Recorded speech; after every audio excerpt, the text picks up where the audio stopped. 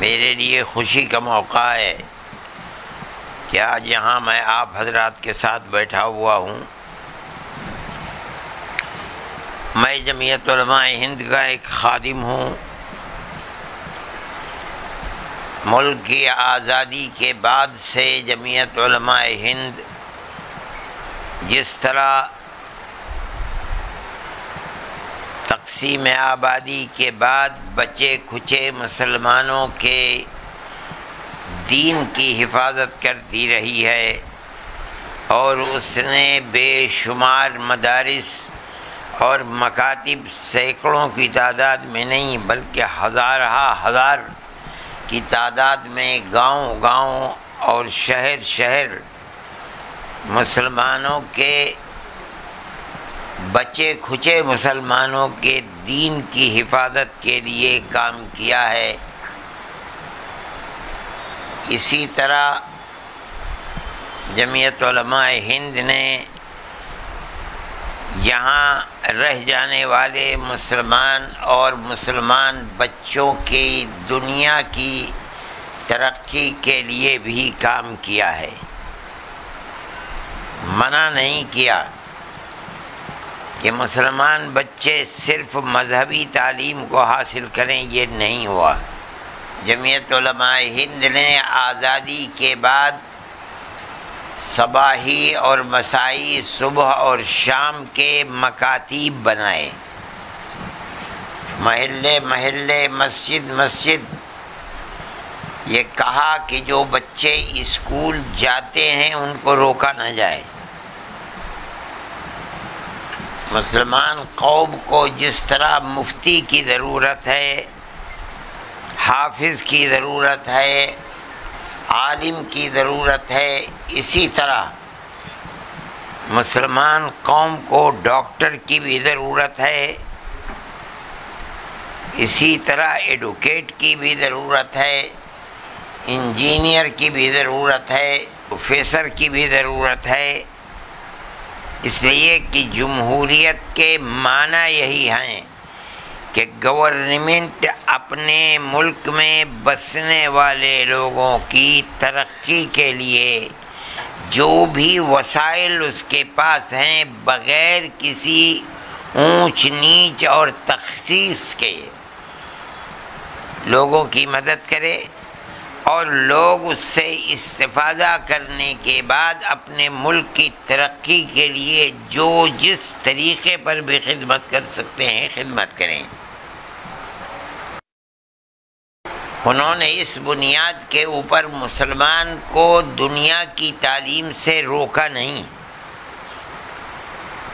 لیکن یہ ضرور کہا کہ صرف دنیا کی ترقی کے اندر اگر اپنے دین کی حفاظت نہیں ہوگی اور مسلمان یہ نہیں سمجھے گا کہ وہ اور اس کے باپ دادا پردادا مسلمان تھے تو دنیا کی یہ ترقی اس کی اس دنیا ہی پر ختم ہو جائے گی، آخرت کے اندر اس کو کچھ نہیں ملے گا۔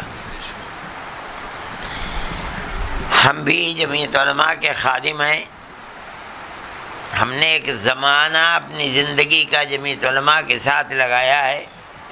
جمعیت علماء کی یہ تحریک رہی ہے کہ وہ مسلمانوں کو اس کے لیے کھڑا کرے کہ لوگ اپنی دولت کو بجائے اس کے کہ دنیا کی معاشی طریقے کے اوپر لگائیں، اپنی دولت کو مسلمان بچوں کی تعلیم اور دین کی حفاظت کے لیے اچھے اسکول اور کالج بھی بنائیں۔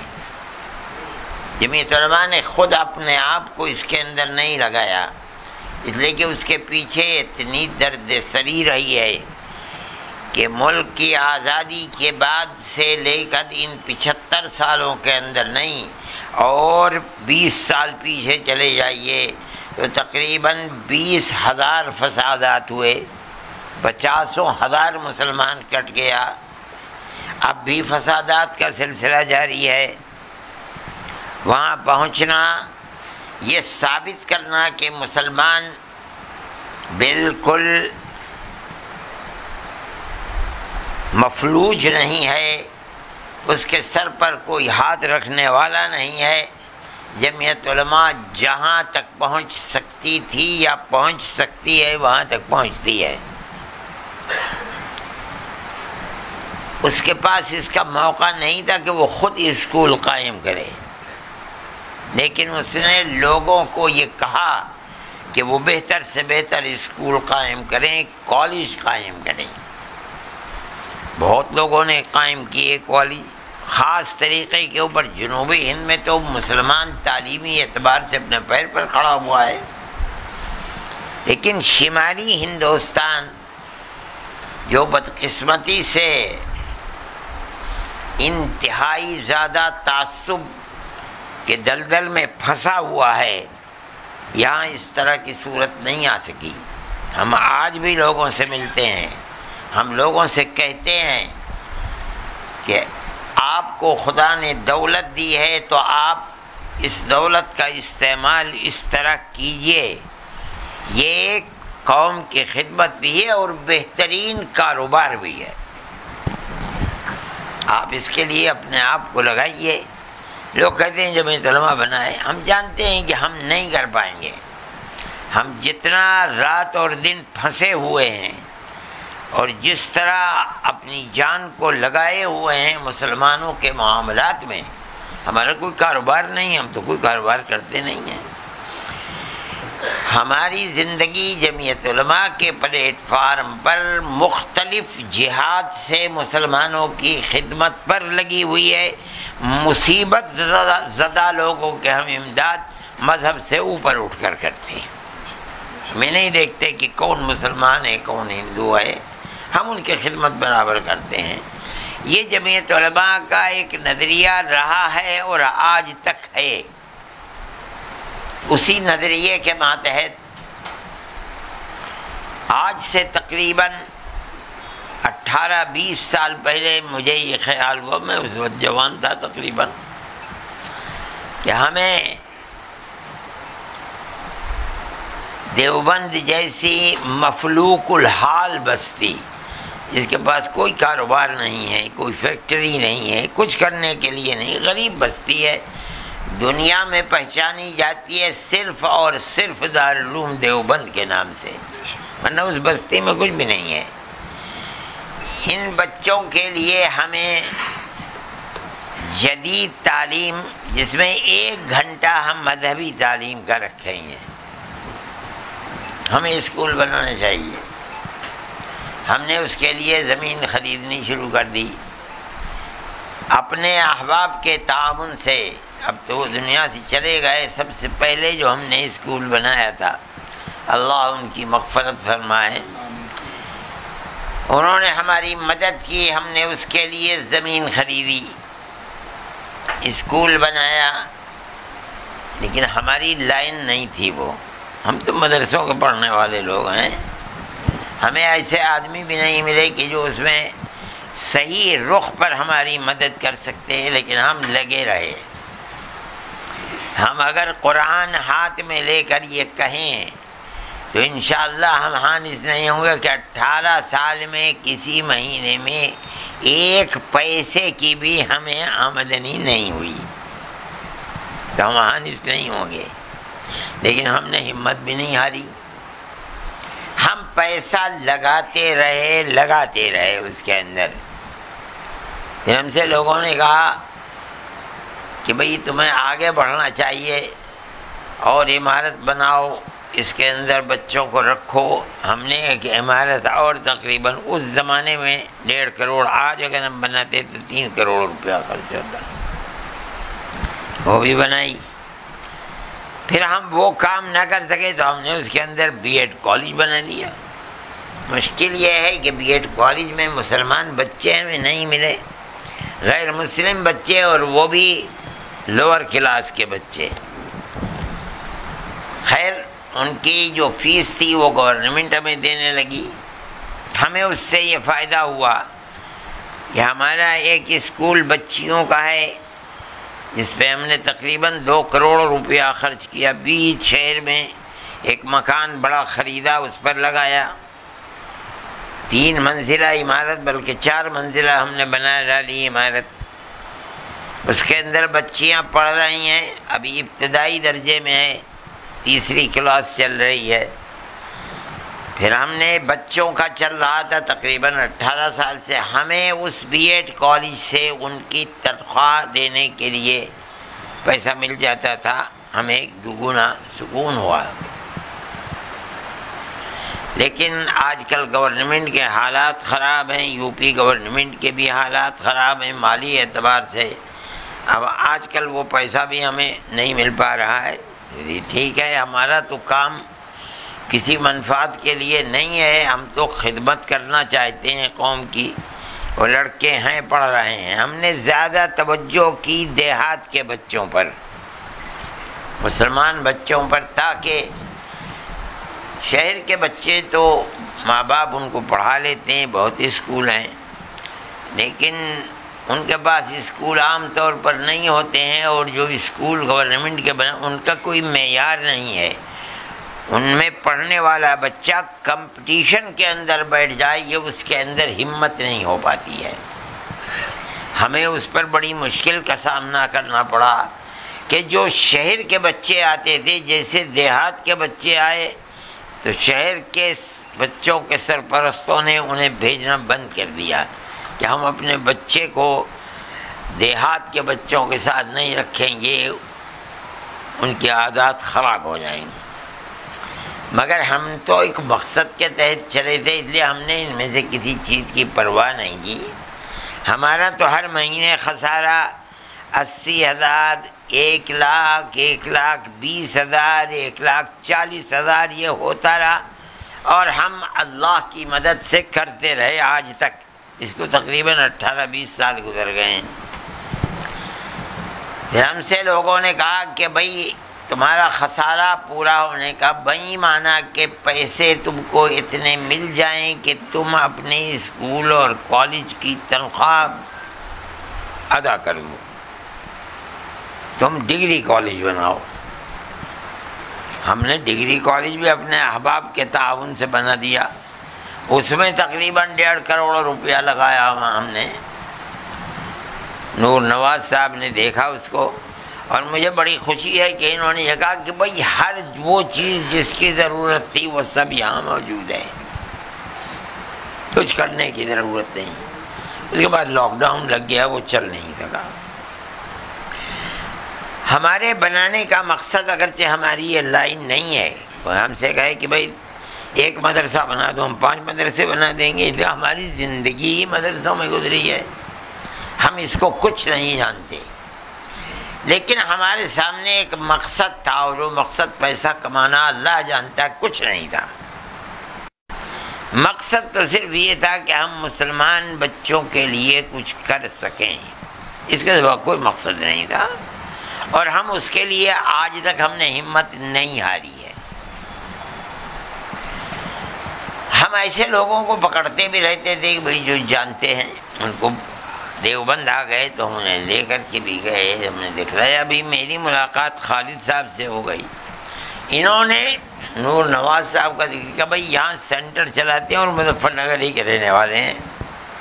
میں نے کہا بھائی ہمیں ایسے لوگوں کی تلاش ہے، ملاؤ۔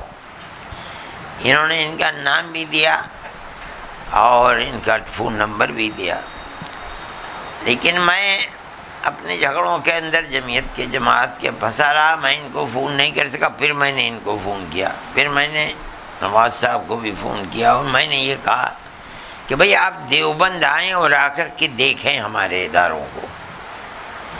ہم یہ چاہتے ہیں کہ ہم غریب مگر باصلاحیت بچوں کے لیے اگر کوچنگ سینٹر ممکن ہے اور یہاں بن سکتا ہے تو آپ ہماری عمارتوں کو دیکھیے، ہمارے پاس زمین بھی موجود ہے۔ ہم ان 18 سالوں کے اندر ہم نے 5 بیگھے سب سے پہلے زمین خریدی تھی، 1,25,000 روپئے بیگھا، 18-20 سال پہلے۔ ہم سے وہاں کے لوگوں نے کہا بھائی تم نے زمین کے ریٹ خراب کر دیے، بھلے یہاں زمین 1,25,000 روپئے بیگھا ہوگی۔ بھائی ہم نے کہا ہم نے ہر جگہ تلاش کیا، ہمیں اس سے اچھی جگہ ہمیں نہیں ملی۔ بالکل جہاں میں رہتا تھا جس مکان میں، اس سے 1 کلومیٹر وہی روڈ سیدھے چلے جائیے، وہاں پہنچ جائیے۔ پھر ہم نے اس کے ارد گرد زمینیں خریدنی شروع کر دیں۔ اللہ کا فضل ہے اس وقت ہمارے پاس زمین تقریباً 25-30-35 بیگھے زمین ہے، بہت زمین ہے۔ ہم اس کے اندر ہم نے آدھی سے بھی کم زمین کے اوپر بی ایڈ کالج بھی بنا لیا، پھر ہم نے ڈگری کالج بھی بنا دیا، اس سے پہلے 8ویں تک کا اسکول بھی ہے، شہر کے اندر جا کر کے ہم نے بچوں کا بھی اسکول بنا دیا۔ یہ سب کام ہم نے کر لیے، مگر ہمیں راستہ کامیابی کا نہیں مل رہا تھا۔ انہوں نے دیکھ کر بلڈنگ کو پسند کیا، ہماری ان سے بات ہوئی کہ بھائی آپ ہماری مدد کریں، اس راستے پر چل کر جہاں ہم مسلمان بچوں کی خاص طور پر، کوئی قید نہیں ہے کہ مسلمان اور غیر مسلم کی ہم کوئی قید کریں گے، نہیں، اگر باصلاحیت بچے اور غریب بچے ہمارے پاس آتے ہیں تو ہم ان کو واپس نہیں کریں گے انشاءاللہ، اگرچہ وہ ہندو ہوں گے۔ ہم یہ چاہتے ہیں کہ ہم ان بچوں کے لیے کوئی کوچنگ سینٹر بنائیں، یا آپ ہمیں یہ لائن دیجئے کہ ہمیں اس کے اندر جا کر کے اور ڈگری کالج بنانا چاہیے، آپ ہماری رہبری کریں، اس لیے کہ آپ کو تجربہ ہے، ہمیں تجربہ نہیں ہے۔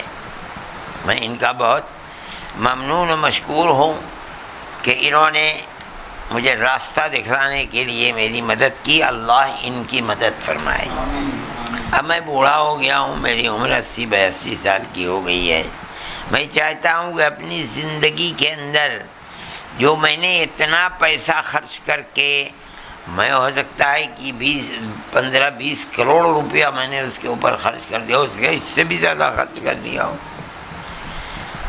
بنایا ہے، خدا کرے یہ قومی اعتبار سے مسلمانوں کے لیے، خاص طور پر غریب مسلمانوں کے لیے، اور اس کے ساتھ ساتھ ہندو بچوں کے لیے بھی جو پڑھنے کا شوق رکھتے ہیں، ہم ان کی مدد کر سکیں۔ گویا کہ یہ نقطہ ہے، وہ ملنے کی جگہ ہے جس پر میں اور یہ ملے ہیں۔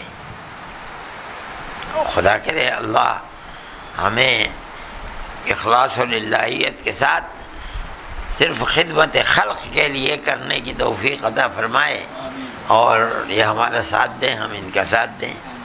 آج کی اس مجلس کو صرف اسی لیے بلایا گیا ہے، کوئی اس کے اندر شور و شر نہیں مچایا گیا، جو ان حضرات کے جاننے والے ہیں، آپ حضرات، ان کو بلایا گیا ہے۔ ہم نے یہ طے کیا ہے کہ ہم کوچنگ سینٹر بنائیں گے انشاءاللہ، ان کا چل ہی رہا ہے، یہاں بھی بنائیں گے، دیوبند میں بھی بنائیں گے۔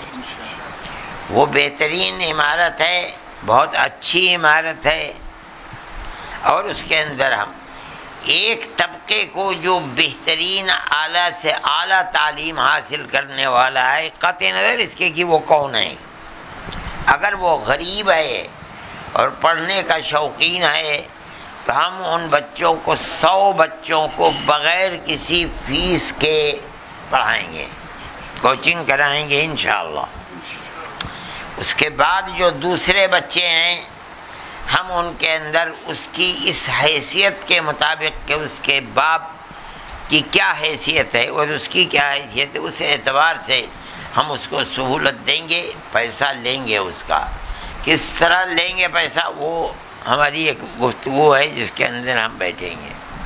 ہم اس طریقے پر چاہتے ہیں کہ ابھی فی الحال ڈاکٹری کے لیے اور انجینئرنگ کے لیے کوچنگ کریں، اگر اللہ نے ہماری نصرت فرمائی اور مدد فرمائی اور ہم اس کے اندر کامیاب ہو گئے تو میری ایک بڑی پرانی دیرینہ خواہش ہے کہ ہم سول سروسز کے لیے کوچنگ سینٹر بنائیں انشاءاللہ، اور چونکہ اس کے اندر جو بچے کامیاب ہوں گے وہ اللہ کے بندوں کی خدمت کے لیے بہت بڑے مواقع ہیں ان کے پاس، اور وہ گورنمنٹ کی کرسی پر بیٹھ کر کے غریبوں کی بے پناہ مدد کر سکتے ہیں۔ خدا کرے اللہ ہماری مدد کرے اور ہم اس کے اندر کامیاب ہو جائیں۔ یہ ہماری اپنی دل کی خواہش تھی جس کو ہم نے آپ کے سامنے پیش کیا۔ ہم یہ سمجھتے ہیں کہ دنیا کی عصری تعلیم بھی ایسی چیز نہیں ہے کہ کوئی آدمی اس کی اہمیت کو ختم کر دے۔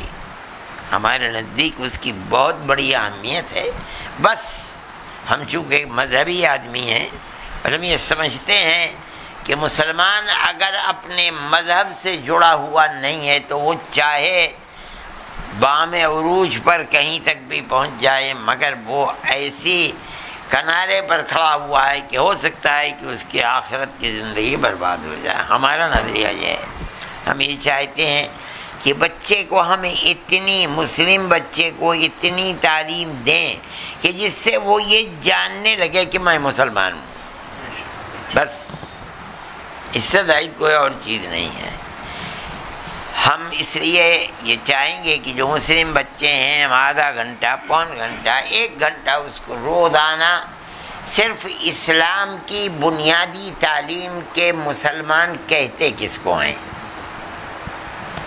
اور ایمان سکھلائیں، اور ایمان کے بعد اللہ کے نبی سے پوچھا گیا کہ ای شیء احب الی اللہ تبارک و تعالی بعد الایمان باللہ، اے اللہ کے نبی ایمان کے بعد دنیا میں کون سی چیز اللہ کو سب سے زیادہ پسند ہے؟ تو آپ نے فرمایا الصلاۃ لوقتها، نماز کو اپنے وقت کے اوپر پڑھ لینا۔ یہ اللہ کے نبی کا فرمان ہے۔